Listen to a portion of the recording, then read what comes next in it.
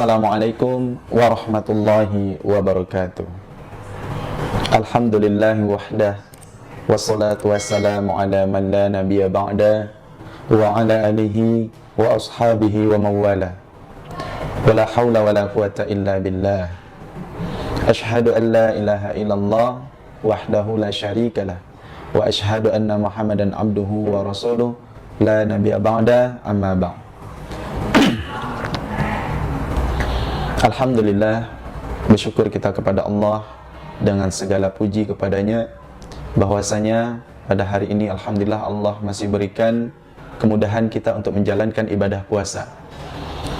Bersalawat kita kepada baginda Nabi besar Muhammad sallallahu alaihi wasallam dengan lafaz Allahumma salli ala sayyidina Muhammad wa ala ali sayyidina Muhammad. Allah berfirman dalam surah Al-Quran ayat 183 yang berbunyi, A'udzu billahi minasyaitonir rajim. Bismillahirrahmanirrahim. Ya ayyuhalladzina amanu kutiba alaikumusiyam kama kutiba alal ladzina min qablikum la'allakum tattaqun. Shadaqallahul azim. Kita sama-sama tahu bahwasanya perintah puasa Allah sampaikan di dalam surat ini, yaitu dengan kalimat ya ayyuhalladzina amanu, wahai orang-orang yang beriman, kata Allah. Jelas Allah sampaikan dalam surah ini adalah untuk orang-orang yang beriman. Perintah puasa ini disampaikan untuk orang-orang yang beriman, bukan ya ayyuhalladzina aslamu, bukan wahai orang-orang Islam, bukan, tetapi orang-orang yang beriman. Kutiba alaikumusiyam, diwajibkan atas kamu berpuasa. Kama kutiba 'alal ladzina min qablikum la'allakum tattaqun, sebagaimana diwajibkan atas orang-orang sebelum kamu agar kamu bertakwa.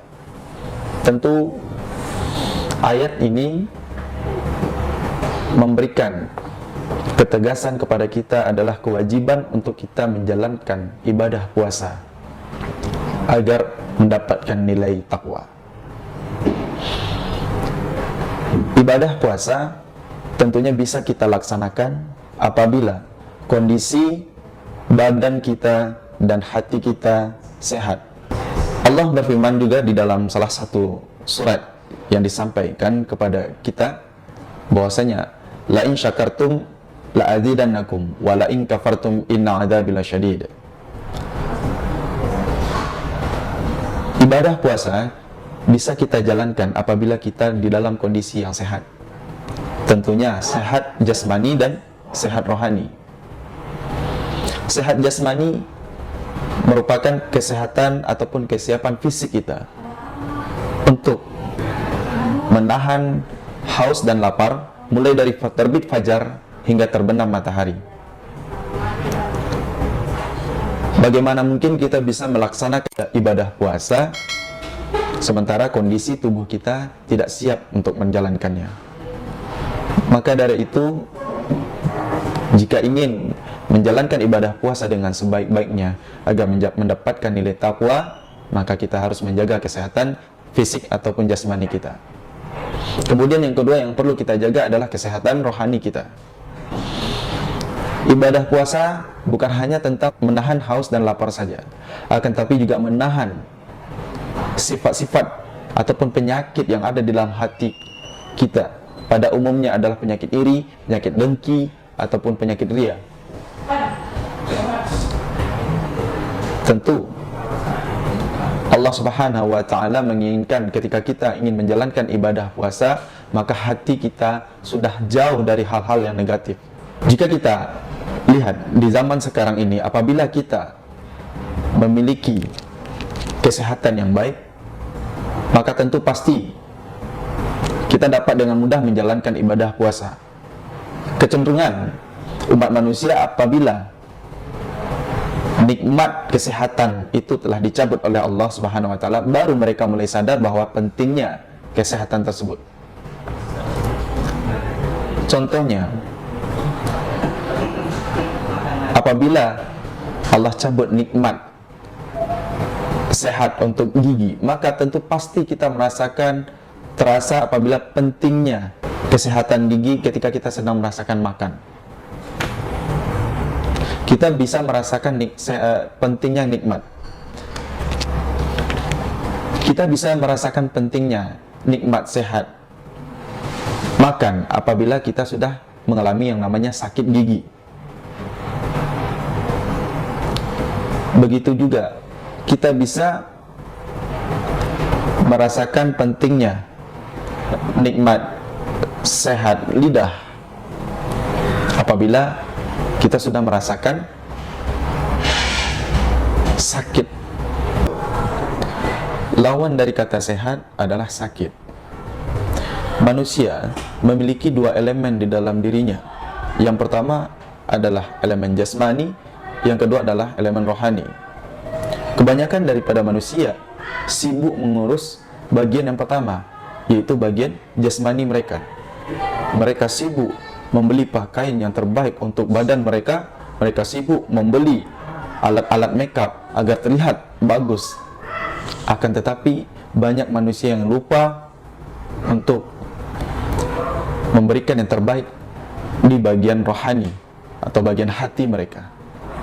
Al-Imam Ghazali menerangkan ada dua penyakit yang ada di dalam diri manusia. Yang pertama adalah penyakit zahir, adalah penyakit yang ada di dalam tubuh manusia. Kemudian yang kedua adalah penyakit batin ataupun penyakit hati. Penyakit zahir pada zaman yang canggih seperti sekarang ini tentu sangat mudah mendapatkan dokter-dokter spesialis penyembuh penyakit zahir. Kita bisa cek di mana-mana ataupun di rumah sakit manapun. Ketika kita mengalami masalah jantung, kita datang ke dokter spesialis jantung. Ketika kita mengalami masalah penyakit kulit, kita datang kepada dokter penyakit kulit. Akan tetapi bagaimana dengan penyakit hati? Apakah sudah ditemukan sampai sekarang ini dokter yang bisa menyembuhkan penyakit iri? Apakah juga sudah ditemukan sampai sekarang ini dokter yang bisa menyembuhkan penyakit dengki, hasad? Tidak ada dokter yang bisa menyembuhkan kecuali diri mereka sendiri dan kedekatan kepada Allah Subhanahu wa taala. Kaum muslimin yang dirahmati Allah Subhanahu wa taala, tentu pentingnya kita menjaga kesehatan hati dan fisik kita, karena ibadah puasa menuntut kita untuk menjaga keduanya agar kita bisa mencapai nilai takwa. Adapun hal-hal yang bisa mengobati penyakit hati, yang pertama adalah membaca Al-Quran dan kita tadaburi maknanya. Banyak manusia yang bisa membaca Al-Quran, akan tetapi mereka hanya sekedar membaca saja tanpa mengetahui apa makna dari Al-Quran yang kita baca. Sesungguhnya Allah mengharapkan kita untuk membaca Al-Quran beserta mengetahui makna dari Al-Quran yang kita baca, sehingga kita tahu apa makna dari arti yang kita baca tersebut. Kemudian yang kedua, untuk mengobati penyakit hati, salat tahajud. Ketika kita sering melaksanakan salat tahajud, meminta kepada Allah pada malam hari, yang mana yang lain sibuk dengan tidur nyenyaknya, tetapi kita beribadah, salat dan berdoa kepada Allah, maka insya Allah Allah berikan kemudahan untuk mengobati penyakit iri hati kita, dengki kita, hasad kita dan lain-lainnya. Tahuilah, ketika orang yang rajin salat malam, insya Allah Allah dengarkan, Allah ijabah doanya. Kemudian yang ketiga, berkumpullah kita kepada orang-orang yang soleh, orang-orang yang taat. Lisan kita, hati kita akan terjaga apabila kita bertemu kepada orang-orang yang soleh yang selalu mengingatkan kita. Banyak sekali sekarang pergaulan merubah karakter seseorang. Yang awalnya baik menjadi tidak baik, yang awalnya soleh menjadi tidak soleh. Karena apa? Karena pergaulan. Begitu juga sebaliknya, orang-orang yang awalnya tidak baik ketika bertemu dengan lingkungan yang baik akan membentuk diri mereka menjadi lebih baik. Maka penting kita menemukan pergaulan kita, dan penting kita menjaga pergaulan kita agar kita selalu dekat kepada Allah. Salah satunya adalah dengan bertemu kepada orang-orang yang baik dan berkumpul dengan orang-orang yang baik. Yang keempat adalah berpuasa. Alhamdulillah pada hari ini Allah izinkan kita bertemu pada Ramadan tahun 1444 Hijriah. Maka maksimalkan potensi yang ada di dalam bulan suci Ramadan tahun ini. Karena kita tidak akan tahu umur kita entah sampai menuju Ramadan tahun berikutnya, entah tidak. Maka dari itu inilah kesempatan kita sebesar-besarnya untuk mencari, mendapatkan pahala dengan sebanyak-banyaknya, yaitu dengan menjaga hati dan fisik kita agar kita bisa memaksimalkan menjalankan ibadah puasa dengan sebaik mungkin sehingga kita bisa mendapatkan yang namanya nilai takwa. Kaum muslimin yang dirahmati Allah Subhanahu wa taala. Ada sebuah kisah yang diceritakan oleh Buya Hamka di dalam bukunya, yaitu seseorang yang suka menyakiti perasaan orang yang ada di dekatnya. Seseorang yang setiap hari menyakiti hati tetangganya. Seseorang yang suka sekali melihat orang senang, dan seseorang yang suka melihat orang yang susah dan susah melihat orang senang. Cerita ini ditulis dalam buku Buya Hamka. Jadi sehingga orang tidak nyaman berada di sekitar orang tersebut. Jadi setiap hari selalu melakukan kesalahan-kesalahan kepada tetangga dekat ataupun teman dekatnya, sehingga orang tidak mau berteman kepadanya. Di suatu masa dia tersadar dengan apa yang dia perbuat, dan dia ingin meminta maaf kepada orang-orang yang telah ia sakiti. Kemudian dia berjumpa dengan seorang alim, ulama, seorang tokoh agama, kemudian bertanya, "Wahai Ustadz, apakah bisa?" Di dalam cerita buku Buya Hamka tersebut, dia ceritakan, "Wahai Pak Ustadz, apakah bisa tobat saya diterima oleh Allah Subhanahu wa taala?" "Kenapa begitu?" kata seorang tokoh ulama tersebut. "Saya sudah banyak menyakiti orang-orang yang ada di sekitar saya. Saya tidak tahu mereka entah pergi kemana, dan saya ingin meminta maaf kepada mereka. Saya ingin bertobat. Apakah tobat saya bisa diterima oleh Allah Subhanahu wa taala?" "Kalau begitu," kata tokoh ulama tersebut, "besok naiklah ke atas bukit yang di ujung sana," sembari menunjuk bukit yang ingin dituju. "Kemudian besok tolong dibawa bantal, kemudian satu buah pisau. Besok saya akan jawab pertanyaan-pertanyaan saudara." Begitu jawab seorang tokoh ulama tersebut. Kemudian orang yang ingin bertobat tadi berpikir, merenung di malam hari, apakah besok saya ini akan dibunuh oleh tokoh agama tersebut atau tidak. Akan tapi karena niat dia yang begitu besar ingin merubah diri dia menjadi lebih baik lagi, besok dia datangi, dia pergi ke bukit tersebut, dan setelah sampai di bukit tersebut, tokoh agama itu sudah menantinya. Kemudian disampaikan lagi oleh pemuda tersebut, "Wahai Ustadz, saya ingin bertobat kepada Allah. Apakah bisa tobat saya diterima oleh Allah Subhanahu wa taala?" Kemudian Ustadz tersebut mengambil bantal dan pisau tadi yang sudah disiapkan oleh pemuda tersebut, kemudian menusuk-nusuk bantal tersebut di atas perbukitan itu, sehingga bertaburlah kapas-kapas yang ada di dalam bantal tersebut. Ditusuk-tusuk sampai hancur bantal tersebut sehingga kapasnya bertaburan di udara. Kemudian tokoh agama tersebut meminta kepada pemuda itu untuk mengumpulkan kembali kapas-kapas yang sudah berterbangan di atas langit. Bahkan sudah ada jatuh ke jurang, ada yang terbang di bawah angin, ada yang tersangkut di dahan, dan lain-lainnya.